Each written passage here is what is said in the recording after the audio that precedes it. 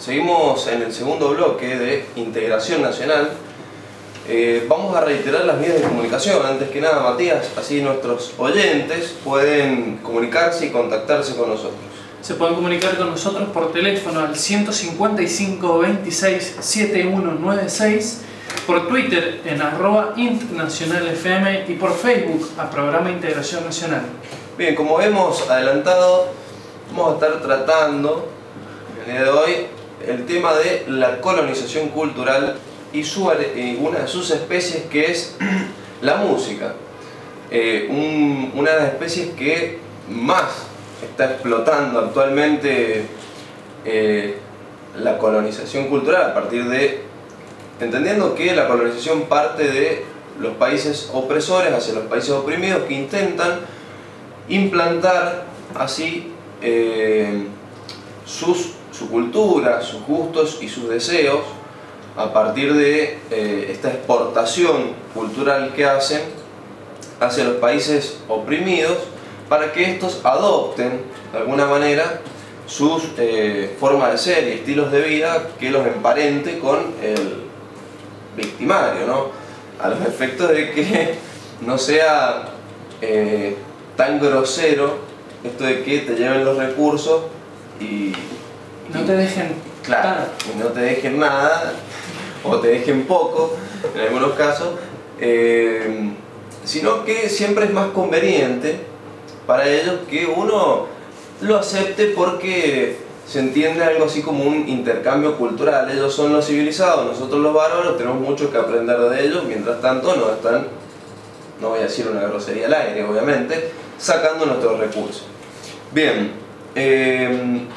tenemos una nota en la revista Integración Nacional, www.reinacional.com.ar, donde ustedes por supuesto van a seguir viendo a partir de algunas notas que hemos subido, todas estas reflexiones que estamos haciendo al aire, para aquellos que quieran tener más el daterío fino, enterarse a partir de la pluma de estos escritores brillantes que tenemos en la revista, todos estos temas que estamos tratando acá.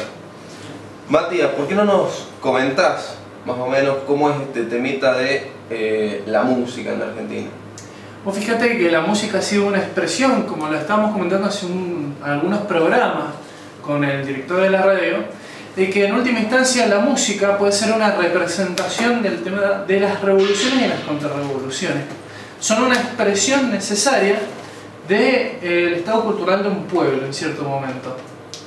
Así como hubo en su momento un gran auge de los artistas nacionales que venían a plantear en las distintas épocas de la historia argentina, no solamente en su momento donde peor les estaba yendo, plantear los dolores, y donde mejor se les estaba yendo, plantear las alegrías que estaban.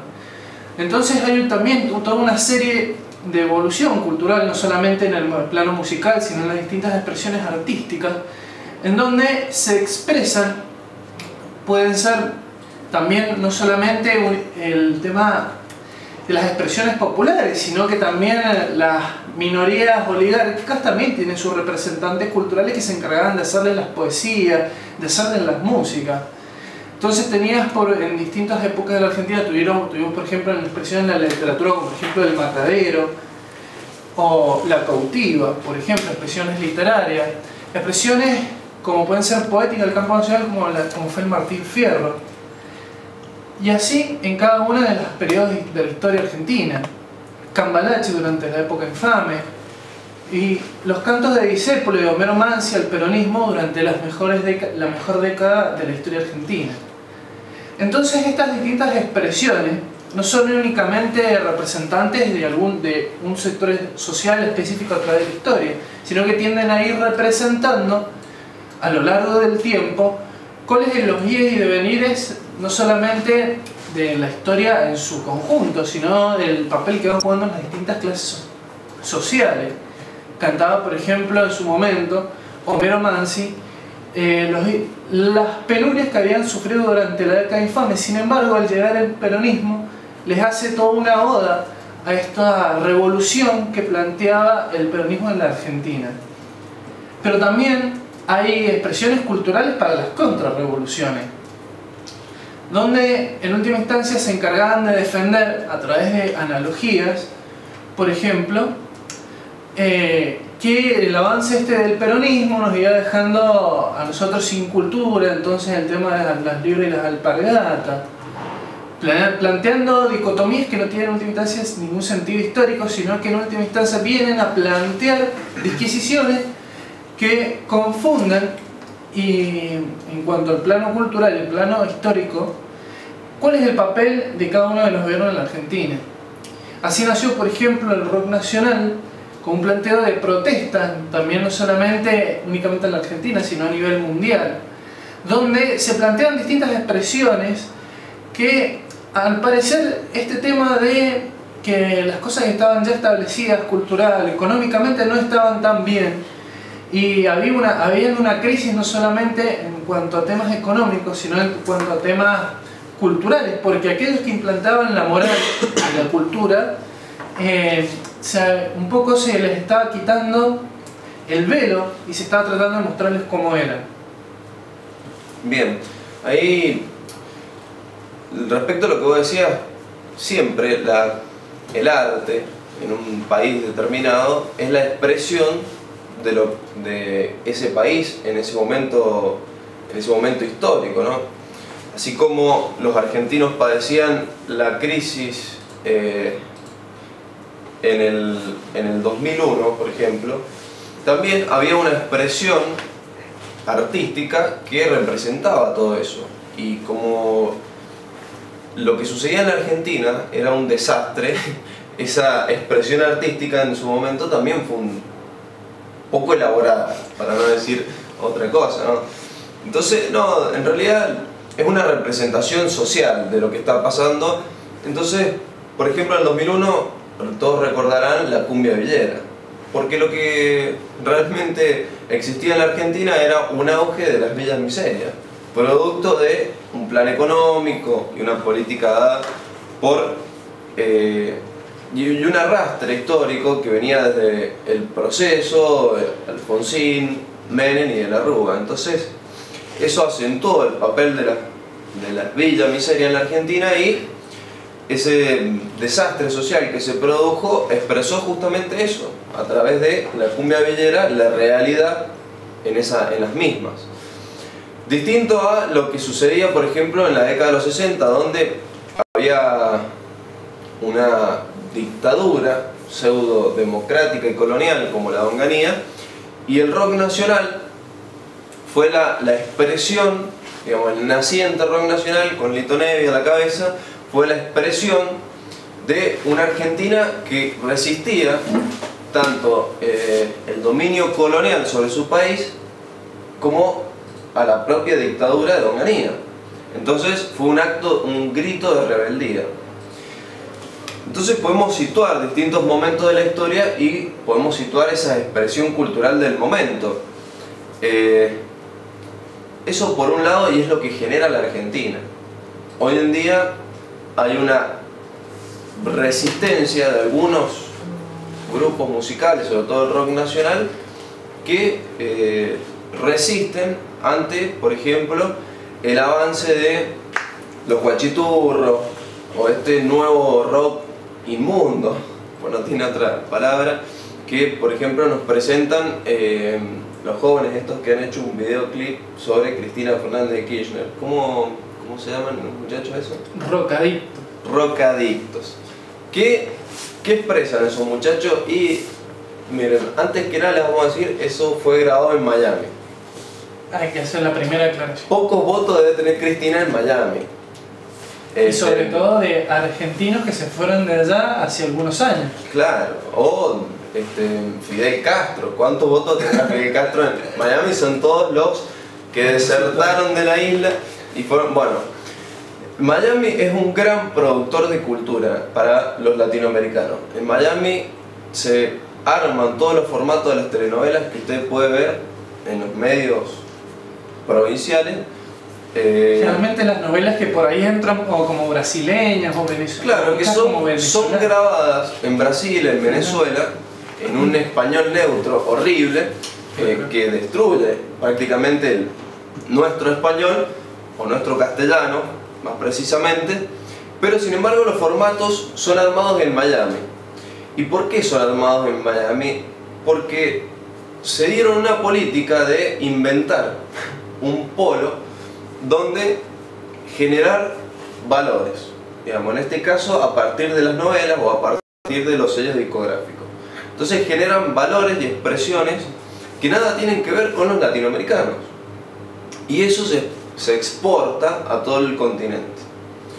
En este caso los rocadictos hacen este video donde sale la primera mandataria argentina masturbándose. Después de haber estado en la Plaza de Mayo. Sí, era una explosión de goce de ver a las multitudes y demás. Más allá del mensaje que es inmundo, el video también lo es. Pero eso es lo que generan, digamos. En este momento quizás es grosero el tema de los rocadictos, pero sin embargo, tanto con las telenovelas como con los sellos discográficos generan, entre otras cosas, valores y estilos de vida, comportamientos, e inducen a gran parte de los consumidores, muchos de ellos la juventud argentina o latinoamericana que escucha estos temas, hacia patrones culturales que van en contra de la propia cultura genuina existente en los distintos países. Y esa es la política del imperialismo, para develarlo así lisa y llanamente, es imponernos patrones de conducta culturales que poco tienen que ver con lo nuestro. Entonces, y en desmedro de lo nuestro, además, porque destruye nuestro lenguaje, nuestra cultura, nuestros gustos y estilos de vida, que van en contraposición a todo esto que expresan. Y lo hacen a través de las bandas musicales, los sellos discográficos y demás. Entre otras de las mismas expresiones que se puede sacar aquí del contexto, que lo que trata, porque después de estos tipos, con este video se han hecho muy conocidos estos tipos, porque han sido usados principalmente por un medio de comunicación en especial, que es la revista Noticias, que algunos la conocerán porque en su momento escribía Jorge Lanata, que se terminó yendo porque echó un montón de empleados, que esa parte no la dicen en el programa de Periodismo para Todos, no dicen de que se puso a echar un montón de gente y se tuvo que rajar de la revista Noticias. Bueno, el dueño de la revista Noticias es el Grupo Perfil. El Grupo Perfil está directamente aliado con Chavo con el Grupo Clarín. Tienen un problema bastante importante, que es: en diciembre vence el tema del plazo para la desinversión de medios según la nueva ley de comunicación audiovisual. Entonces están largando munición gruesa, absolutamente, y con lo que se cruce que exprese un tipo de crítica, ni siquiera hace falta que sea constructiva, algo que critique en algún momento al gobierno nacional, palo.